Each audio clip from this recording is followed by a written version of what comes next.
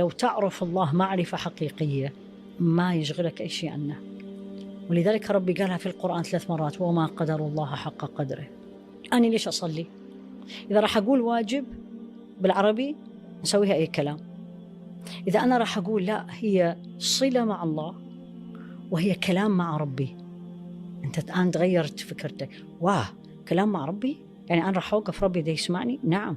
إذا أردت أن تكلم الله فصلي، وإذا أردت أن الله يكلمك فاقرأ كتابه.